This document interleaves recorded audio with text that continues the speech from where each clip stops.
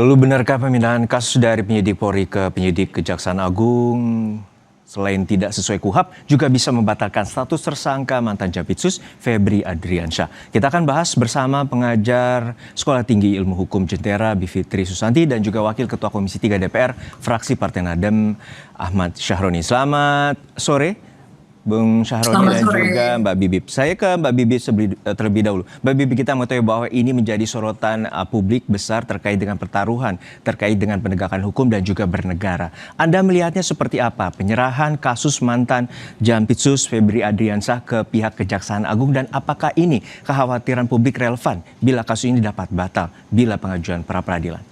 Kekhawatiran itu sangat-sangat relevan karena memang betul di dalam Kitab Undang-Undang Hukum Acara Pidana pelimpahan semacam itu tidak dikenal. Coba saja cari, saya sampai cek and recheck, memang tidak ada. Kalaupun tadi disebutkan ada beberapa kasus, silakan sebutkan kasusnya, saya lagi riset belum ketemu. Tapi kalaupun memang benar, katakanlah Asabri misalnya.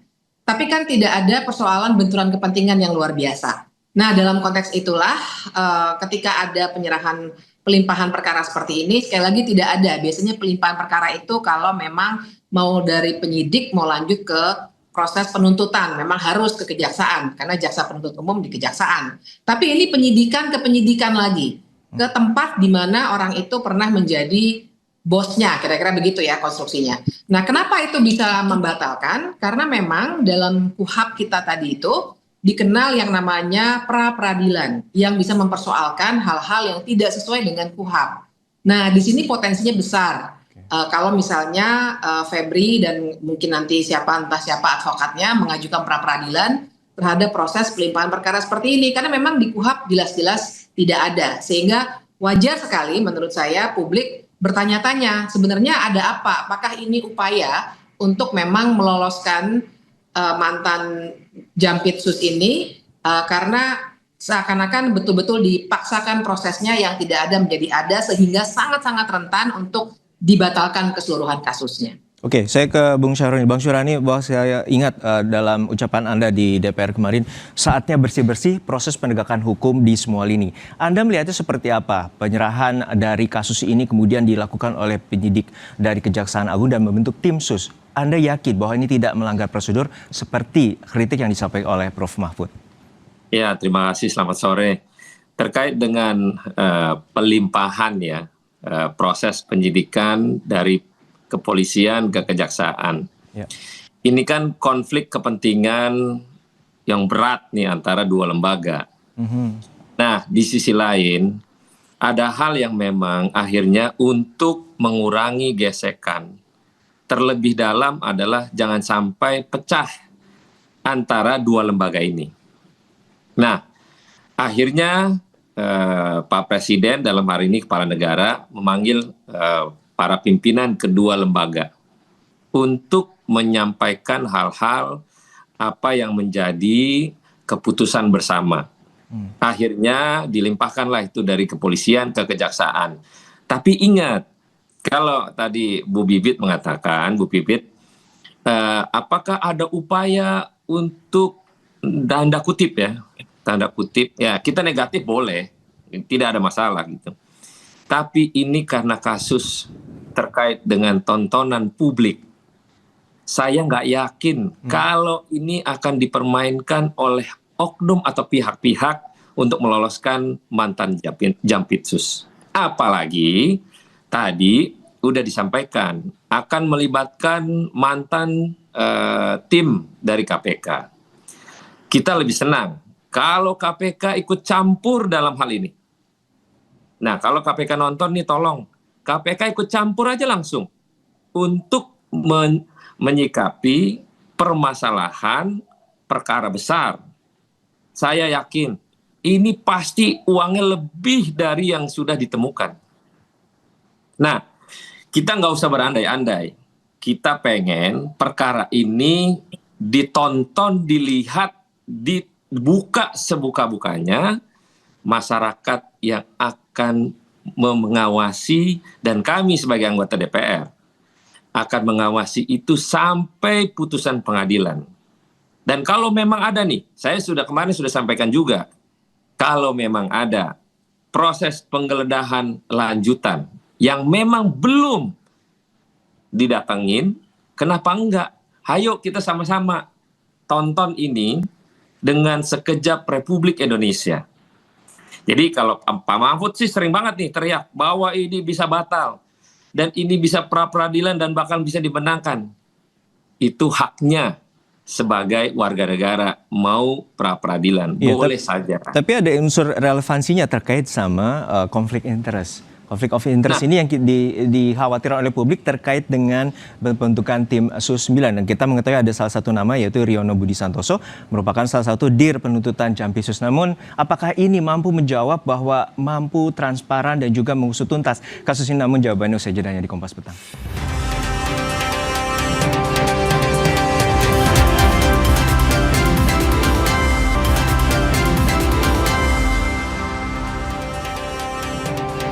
Kembali di Kompas Petang, kami masih membahas terkait dengan kasus korupsi besar yang melibatkan nama mantan Jampitsus Febri Adriansyah. Kami masih tergabung dengan Bung Ahmad Syahroni, Wakil Ketua Komisi 3 DPR, dan juga Mbak Bibi atau Bivitri Susanti, pakar hukum tata negara dari Jentra. Saya kembali ke pertanyaan sebelumnya dari segmen sebelumnya bahwa tim Sus 9 ini juga melibatkan salah satunya Direktur Penuntutan dari Jampitsus. Walaupun dibilang oleh Kapus Petkum bahwa merupakan jaksa senior dan juga pernah terlibat sebagai jaksa KPK. Menurut Anda ini mampu menjawab keraguan bahwa tidak akan ada konflik of interest? Nah, saya pun baru tahu nih kalau ada dari tim 9 itu ada salah satu orang yang memang mungkin diduga bisa terafiliasi dengan yang bersangkutan. Nanti hari Senin kita coba sampaikan kepada Jaksa Agung untuk mengganti yang bersangkutan. Lebih ringan. Jadi kita jangan berkulit bahwa kalau ada indikasi ayo kita sampaikan di publik biar diganti. Supaya perkara ini jangan habis energi pada pembahasan di ruang publik. Tapi bagaimana mengawasi dalam proses perkara ini, sinergi sama-sama, kita lihat prosesnya sampai di mana, dan transparansi dari kejaksaan juga disampaikan untuk kita Republik ini mengetahui. Demikian. Oke, saya ke Mbak Bibi. Mbak Bibi, bahwa mengutip seperti Prof. Mahfud bilang bahwa ini merupakan salah satu gempa bumi hukum di Indonesia karena ada unsur melibatkan antara penegak hukum. Menurut Anda seperti apa sebenarnya penyidikan ini kemudian dapat menjawab kekhawatiran publik bahwa ada konflik of interest dalam pengusutan atau penyidikan yang akan dilakukan oleh Kejaksaan Agung? Yang publik harus ketahui itu memang kelindan antara politik dan hukum di sini besarnya luar biasa. Barangkali karena itu Pak Mahfud bilangnya guncangan ya. Gempa bumi atau apapun ya. Karena begini, kita lihat dari kelindan apa yang sudah kita ketahui secara umum saja yang diberitakan di semua media massa saya kira. Bahwa ada sempat TNI yang datang ke Polda Metro Jaya, ada yang menjaga di Kejaksaan, dan kemudian ada pertemuan hari Kamis, ada pertemuan lagi Jumat malam, dan tadi Pak Syahroni sendiri bilang untuk mengurangi gesekan. Nah, jadi pertanyaannya kok bicara gesekan nih antara polisi dengan kejaksaan? Sebenarnya tujuan penegakan hukum itu apa? Apakah untuk harmoni tidak ada gesekan atau mencari keadilan untuk publik? Karena ini kasusnya korupsi. 74 kg emas itu lebih berat daripada Monas gitu ya. Itu yang banyak sekali ada di media sosial. Jadi ini memang bukan tontonan, tapi pencarian keadilan. Nah, pencarian keadilan itu menurut saya harus maksimal, Mas. Jadi bukan sekedar bisa diawasi publik, tapi sampai proses pengadilan. Nah, maksimalnya kayak apa? Pertama, benturan kepentingan itu harus dihindari sangat-sangat luar biasa. Maksudnya maksimal sekali harus dihindari. Anda mau bilang bahwa ada pemufakatan politik terkait dengan kasus hukum yang tengah diusut? Ya, saya kira itu sudah jelas dari yang sudah beredar di media massa. Pertemuan-pertemuan yang dilakukan oleh Pak Prabowo dengan Kapolri, dengan Menhan, dengan Jaksa Agung. Nah, ini yang kita mesti baca nih, situasi ini, perubahan-perubahan dari mau ditetapkan tersangka, terus kemudian tidak jadi waktu hari Jumat, kemudian dilimpahkan ke kejaksaan. Kita harus bacanya dengan helikopter view nih. Bahkan ketika Pak Syahroni dan kawan-kawan di DPR ingin membentuk tim seperti ini, saya kira publik boleh skeptis ya. Skeptis itu kan artinya kita penuh dengan pertanyaan, karena sekarang tugas publik untuk skeptis. Karena sekali lagi ini highly political. Jadi misalnya kita juga mengetahui situasi bahwa 7 dari 8 fraksi di DPR adalah koalisinya Pak Prabowo. Dekatnya dengan kelompok atau partai politik yang mana, dan seterusnya.